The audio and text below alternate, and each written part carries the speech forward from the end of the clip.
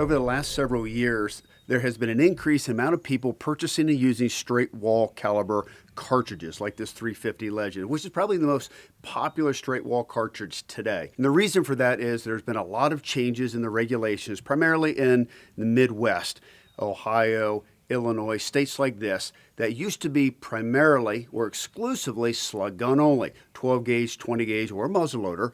And now they're saying, because of the ballistics of a straight wall cartridge like a 350 Legend, 4570, 450 Bushmaster, that they're very equivalent to a muzzleloader or slug gun, but they are more accurate, they're easier to load, and they're more consistent. But they don't really give you killing effectiveness beyond 200 yards, which is the idea in these big open agricultural countrysides. So this happens to be a 350 Legend right here. This is the Encore platform, the new carbon fiber barrel. We'll get into all of that technology here on another YouTube video. But today I want to talk about what is the difference between a 350 Legend and its big brother, the 400 Legend. So the 350 Legend came out several years ago. I think it was somewhere around 2019. This was a development from Winchester. Now this cartridge can be used in an AR platform as well as a bolt gun as well as a single shot. It has a rebated rim. The overall length of the cartridge is 2.26 inches and it's very light on recoil. It's very manageable, but you really start to lose the foot-pounds of energy beyond 200 yards. Like, that's stretching it for a 350 Legend.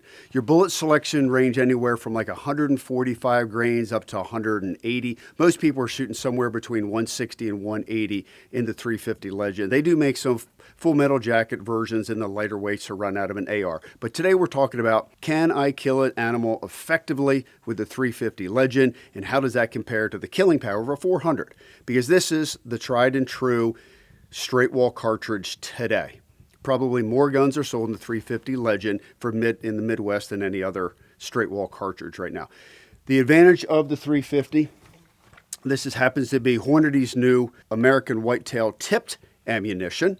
Okay, so you can see they have their flex tip right here, which is their patented design, which gives you explosiveness in an opening, dumping the hydrostatic energy from the bullet. This is running at 2,200 feet per second. Yep, 2,200 feet per second. So with this round here, I feel comfortable shooting out to 200 yards, not beyond that. Very light on recoil. So is there a reason to consider a 400 Legend? If you're light on recoil, you're really accurate, and you can kill out to 200 yards, probably not, especially if you are recoil sensitive. However, now look at its big brother. There's the 400 Legend. Okay, the overall case length is identical. The overall bullet is identical in length, but look at the difference in the frontal diameter, 350 versus 400. So obviously the 400 is about 10% bigger in frontal diameter. So you're going to displace or project more energy into the animal. And these are typically in heavier bullet weights. Think of this from like 180 to 215 to 220. So heavier bullet weights going at the same velocity, 2,200 feet per second, 2,200 feet per second. This happens to be the Hornady interlock bullet, 210 grains. This is the 165 with their new tipped ammunition. So if these are going at the same speed and this is heavier, I have more kinetic energy. But how does that relate to trajectory?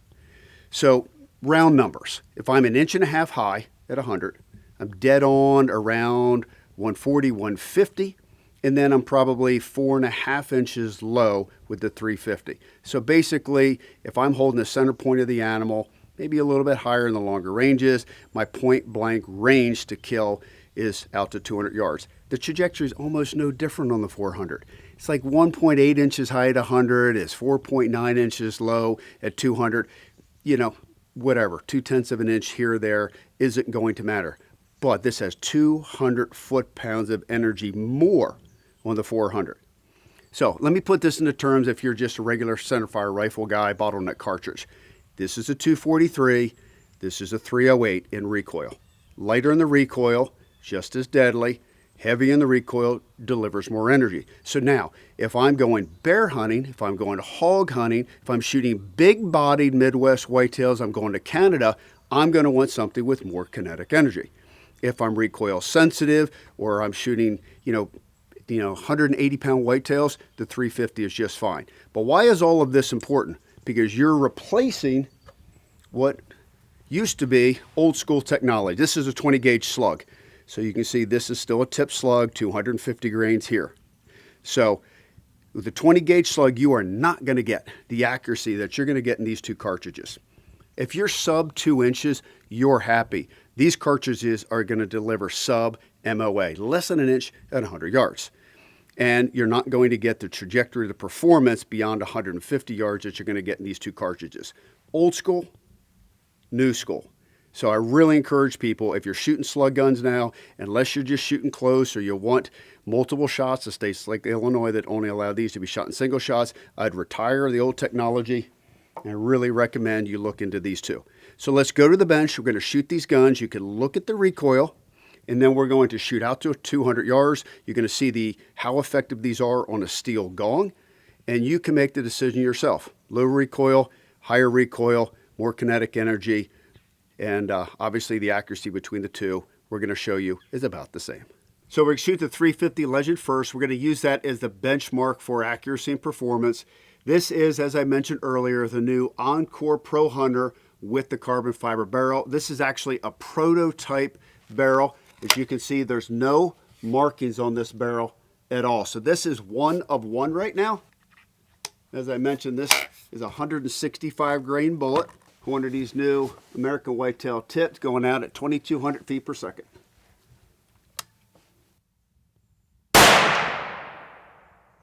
For anyone who hasn't shot a straight wall cartridge before, you will see how manageable it is to shoot. A lot of people compare it to a 243. I actually feel it's less recoil than that. It's fun to shoot, super manageable. Right, just a little bit lower than the first group. So the group we had with the 350, overall the ammunition in the gun performed really well. Top to bottom was maybe a half inch. Left to right, I don't know whether it was wind or me pushing into it, is probably, just a touch over an inch. But I know the gun and the ammo can do that. Now let's see how it compares to the 400 Legend.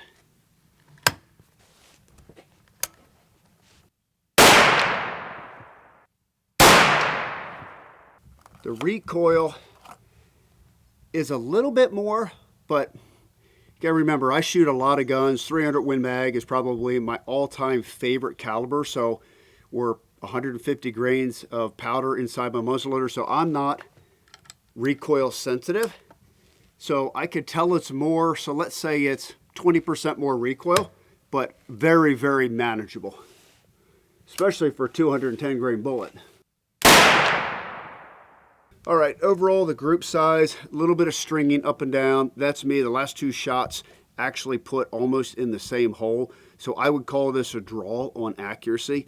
No difference between the 350 and the 400. Now, there are different bullet styles. Okay, so this is the interlock bullet from Hornady. You can tell lead tip. The core is locked inside the jacket because there's a copper ring in there that locks the core into the jacket. Here you have a little bit better ballistic coefficiency. With the whitetail tipped ammunition. And as we just showed you here, very, very manageable on a very light platform here with the Encore. So now let's stretch this out to 200, and we're going to shoot steel and see if we can see an impact difference, because we know the 400 Legend delivers 200 foot-pounds of energy more at that distance. So what we're hoping to see here is we have a steel gong, AR-500 steel by Caldwell, and what we're going to do is we're going to try to impact around the same area to see just how much the difference in swing could be. Does 200 foot-pounds of energy equate to how much a piece of steel can move at 200 yards? Let's see if it makes a difference. Iron to hole.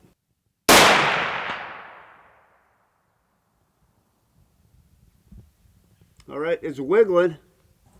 I wouldn't say that it's something wow. I mean, I can definitely know I impacted it, but it didn't flip it around. Now we're 200 yards, so we're kind of at the extreme range for a 350. I would feel a lot more comfortable shooting that round at 100 yards or less. Let's see if the 400 Legend can deliver a little bit more knockdown power. Oh, that was significant. So we're gonna go look at the video now so I can tell you what I saw through the scope, compare that to the video, and give you my final comments.